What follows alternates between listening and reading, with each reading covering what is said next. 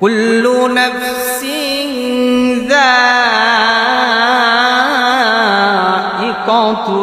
মাউত। জোরে বলি আল্লাহু আকবার। আল্লাহ রাব্বুল আলামিন এই আয়াতটা কোরআনুল কারীমে তিনটা জায়গায় দিয়েছেন।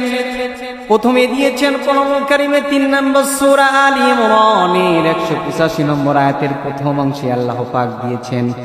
দ্বিতীয় জায়গায় দিয়েছেন কোরআনুল কারীমে 21 নম্বর সূরা আম্বিয়া এর 35 নম্বর আয়াতে আল্লাহ তাআলা দিয়েছেন। কোরআনুল কারীমে আরো একটি জায়গায় দিয়েছেন, সেটি হলো কোরআনুল কারীমে 29 নম্বর সূরা আনকাবুতের 57 নম্বর আয়াতে আল্লাহ পাক দিয়েছেন। আমি কোরআনুল কারীমে 3 নম্বর সূরা আলে ইমরানের 185 নম্বর আয়াতের প্রথম অংশ দিয়ে শুরু করছি। যদি সময় হয় ওই দুইটা জায়গার কথাও আমি আপনাদেরকে সুন্দর করে বুঝিয়ে যাব। যদি সময় হয় আমি আপনাদের সামনে সেইটা উপস্থাপন করে যাব। সম্মানিত হাজিরিন, আল্লাহ পাক আমাকে আপনাকে মেসেজ দিয়ে জানিয়ে দিলেন, এই পৃথিবীতে যত আত্মাধারী জীব রয়েছে, মানুষ রয়েছে, সকলকেই মৃত্যুর স্বাদ গ্রহণ করতে হবে। এই বিশ্বাস আমাদের আছে না নাই? মৃত্যুর স্বাদে জন্মই গ্রহণ করতে হবে। আপনি আপনার এলাকাবাসীর দিকে তাকান, যাদের সাথে আপনি চলাফেরা করেছেন আজকে তারা কবরের জিন্দেগিতে ঘুমিয়ে আছে না নাই? অনেক বন্ধুর সাথে আপনি চলাফেরা করেছেন, কিন্তু সেই বন্ধুগুলো আজকে কিন্তু নাই, কবরের জিন্দেগিতে ঘুমিয়ে আছেন। আপনার ফ্যামিলিতে বাবা ছিল, মা ছিল, ভাই ছিল, বোন ছিল, দাদা দাদি ছিল, এভরিথিং আত্মীয় স্বজন যারা ছিল তারা আজকে নাই।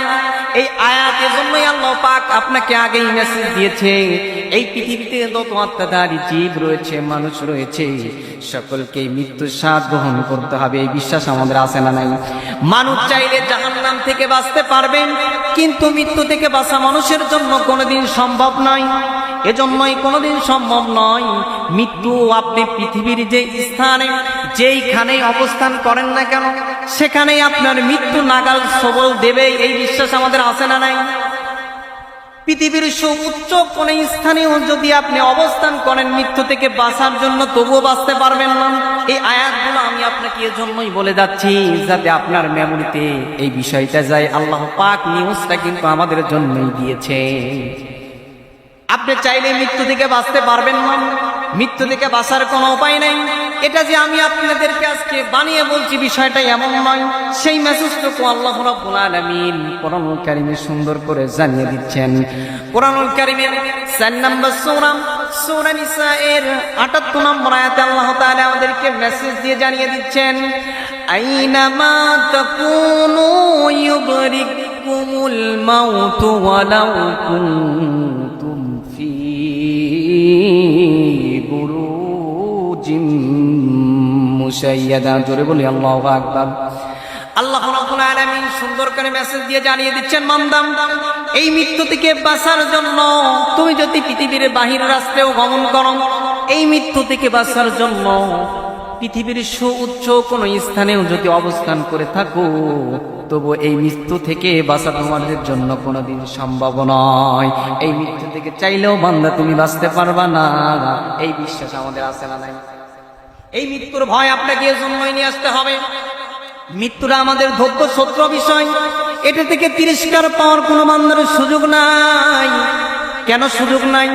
আপনার এলাকার কত মানুষ যার জানাজায় আপনি অংশগ্রহণ করছেন, তাকে দাফন করে আসতেছেন, ওই জানাজায় যখন আপনি দাঁড়াচ্ছেন তখন এই আয়াতটা আপনার বুঝে নেওয়া উচিত ছিল যে আল্লাহ পাক এই মেসেজটা আগেই দিয়েছে, সকল প্রাণীকে মৃত্যুর স্বাদ গ্রহণ করতে হবে। এই মেসেজটা যদি আপনি তখন ওই জানাজার নামাজে দাঁড়িয়ে যদি আপনি অনুধাবন করতে পারেন, তাহলে অবশ্যই আপনার ভিতরে এই মৃত্যুর ভয়টা থাকবে। দুনিয়ার হারামের প্রতি তীব্র আকর্ষণ কোনো কিছু আপনাকে গ্রাস করতে পারবে না। আপনি দেখেন এই মৃত্যুটা এমন ধৈর্যশত্র বিষয়। আপনি আপনার এলাকার কত মানুষের জানাজার নামাজে অংশগ্রহণ করেছেন কি করেন নাই? কত মানুষের নামাজের জানাজায় আপনি অংশগ্রহণ করছেন, অথচ সেইখান থেকে আপনার শিক্ষা নেওয়ার কিন্তু বাস্তব উদাহরণ কিন্তু ওইটা, এইখানেই কিন্তু বাস্তব শিক্ষা রয়েছে। দেখেন তো এই গজলের কথাগুলো মেলে কিনা? কত জানাজার পড়েছি নামাজ, দিয়েছি কত দাফন, ঠিক কি না? কত মানুষের জানাজায় আমি আর আপনি দাঁড়াচ্ছি এবং কত মানুষকে দাফন করে চলে আসতেছি। সেই মসজিদের খাটিয়ালিতে যা আমার বাড়ির সামনে গিয়ে দাঁড়িয়ে যাবে।